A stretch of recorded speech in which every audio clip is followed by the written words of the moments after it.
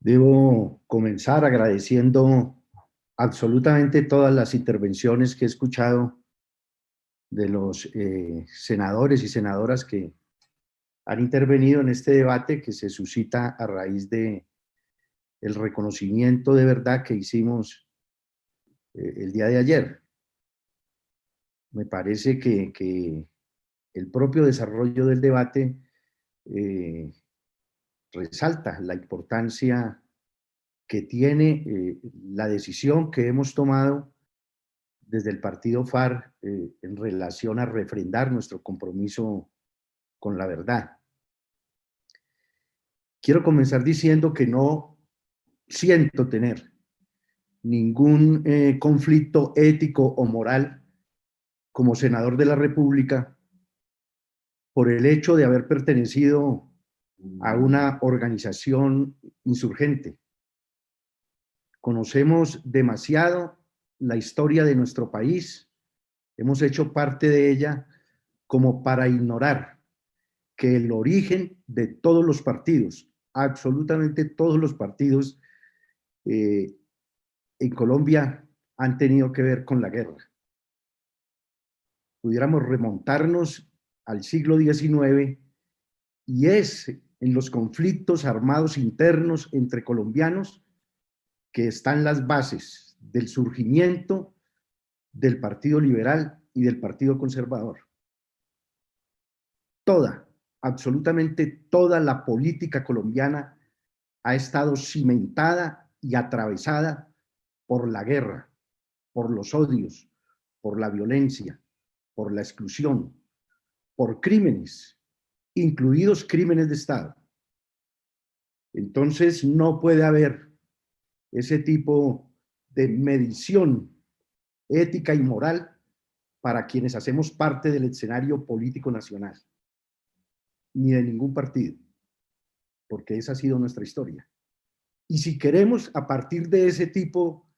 de preceptos, decretar el ostracismo político de un sector, eso es precisamente lo que nos ha llevado a la reiterada violencia.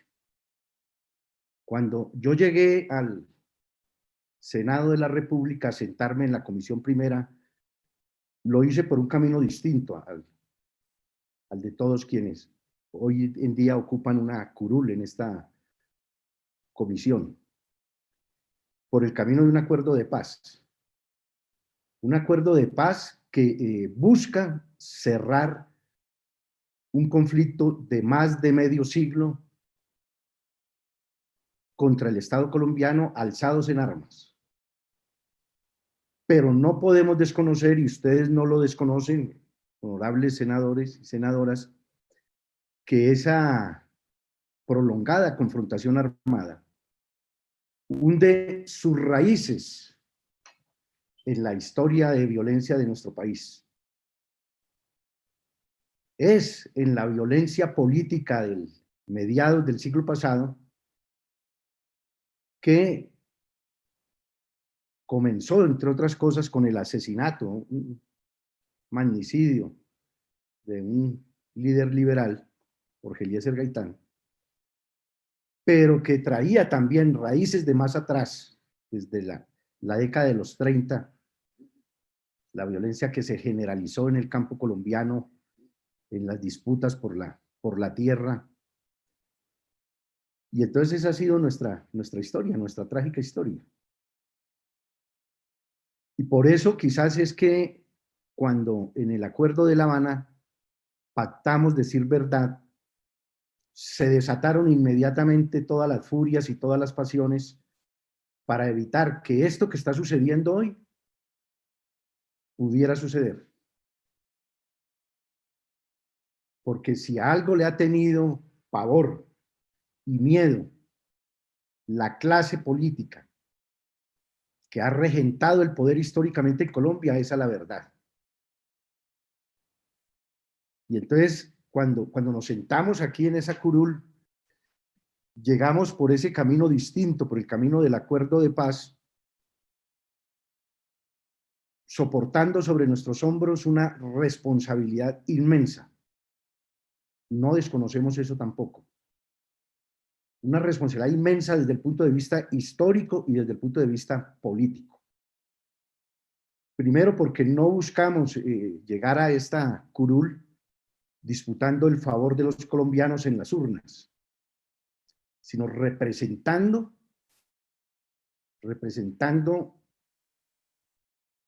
la sangre de decenas, de centenares, de miles de hombres y mujeres de Colombia que en ese alzamiento armado que representaron las FARC por 53 años, entregaron su vida buscando una Colombia distinta, democrática, pluralista, incluyente, con justicia social. Y por eso no vamos a renunciar al Senado de la República,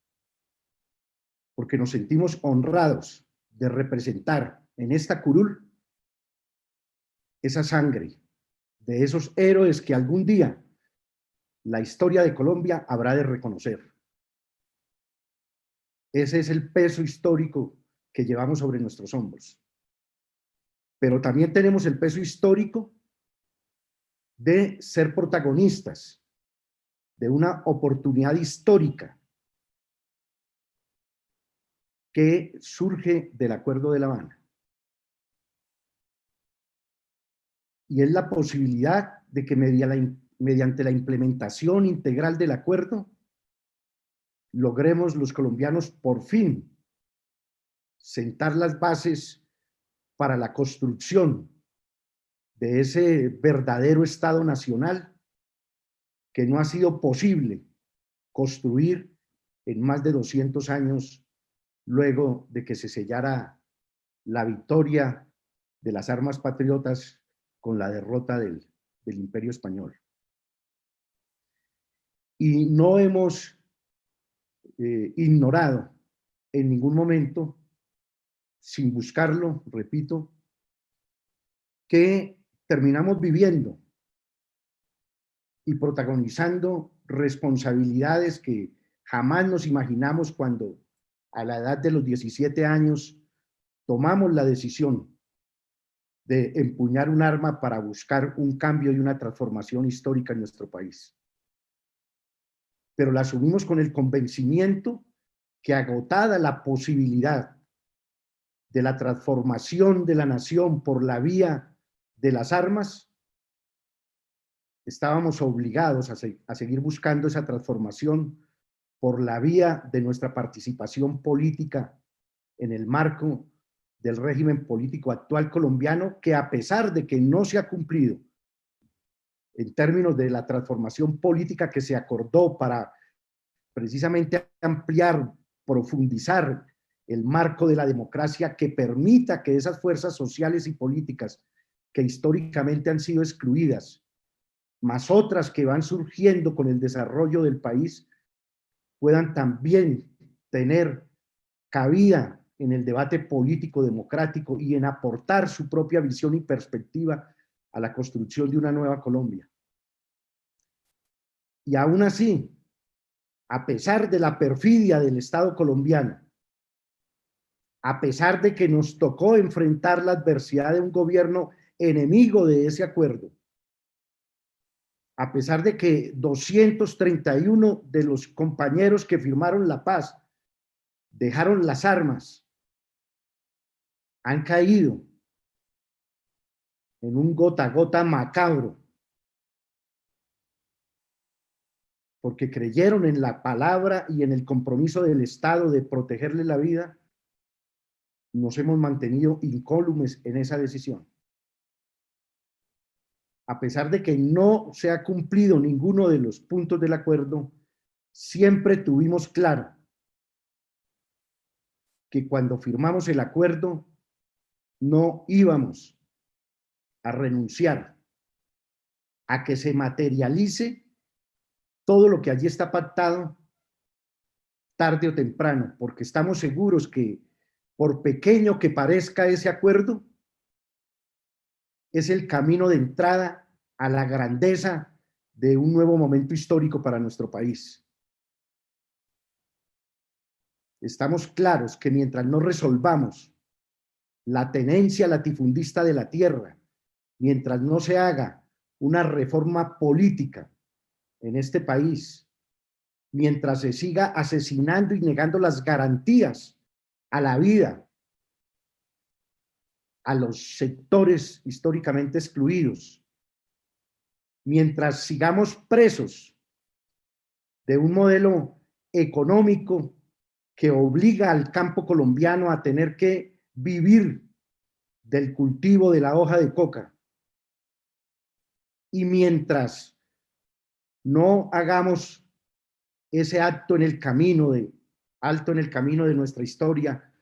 para que nos digamos las verdades, dolorosas seguramente todas, trágicas, lacerantes, para que podamos producir esa reflexión nacional acerca de lo que ha sido esa historia de la violencia, que no comenzó con el alzamiento armado de las FARC, que comenzó con la agresión, en ese caso concreto de 1964, a una villa donde 48 familias campesinas estaban buscando refugio luego de toda esa época de la violencia de mediados del siglo pasado, por un Estado terrorista que consideró que los campesinos colombianos no tenían derecho a vivir en esa región, y fueron bombardeados, recogiendo y sintonizando las exigencias, entre otras cosas, de gobiernos y de concepciones políticas extranjeras. Y por eso cuando firmamos el acuerdo y pactamos decir verdad, es para que se conozcan todas. Las de nosotros, que lo vamos a cumplir, no nos vamos a apartar de ese camino, así se hagan los esfuerzos, incluso desde el propio Estado, para alejarnos de ese camino, buscando quizás que no se conozca finalmente toda la verdad. Pero también debemos decir que a su paso por el Congreso de la República, en el desarrollo normativo de esos acuerdos, esos sectores políticos enemigos de que se conozca la verdad se cuidaron de dejar por fuera de esa obligación de dar verdad, primero a los altos mandos militares, que desde luego tienen una deuda con las víctimas y la verdad del país, pero más grave aún, a los altos funcionarios del gobierno y de los distintos gobiernos, expresidentes, ministros, gobernadores, alcaldes, congresistas, que han tenido que ver, que han legislado para fortalecer y potenciar el conflicto, para desconocer el delito político. Y esas son las verdades que se quisieron ocultar y por eso se excluyeron. Pero excluyeron también a quienes han financiado la guerra. Y por eso seguramente es que, oh paradoja, ahora que nosotros, por el compromiso histórico y político que tenemos, porque estamos conscientes que esa decisión política que tomamos trasciende el interés personal y tiene que ver con la posibilidad de que le heredemos a las próximas generaciones una Colombia distinta, pues comienzan a incomodar esas verdades. Porque abierta esa puerta, estamos seguros, y por eso lo asumimos de esa manera, como lo hemos asumido, va a ser imposible volver a cerrarla. Las víctimas, la sociedad colombiana toda, la comunidad internacional, van a comenzar a exigirnos verdad, pero a todos quienes hemos intervenido en el conflicto. Y no creo que haya un solo sector, uno solo, de la sociedad colombiana que pueda sentirse exento de haber participado por acción o por omisión. Y esa es precisamente la molestia que está generando el hecho de que nosotros nos atrevamos, cumpliendo el acuerdo, a decir nuestra verdad. Pero aprovecho para decirle a través de ustedes, senadores y senadoras, al país, al mundo, pero sobre todo a las víctimas de todos los intervinientes en el conflicto, que vamos a honrar nuestra palabra. Ni las balas, ni las amenazas, ni los chantajes, ni los montajes nos van a hacer alejar de ese camino. El destino histórico de nuestra propuesta política está amarrada a la paz y a la verdad y a ese compromiso con las víctimas. A eso nos comprometimos y lo vamos a cumplir. Muchísimas gracias, senadores y senadoras.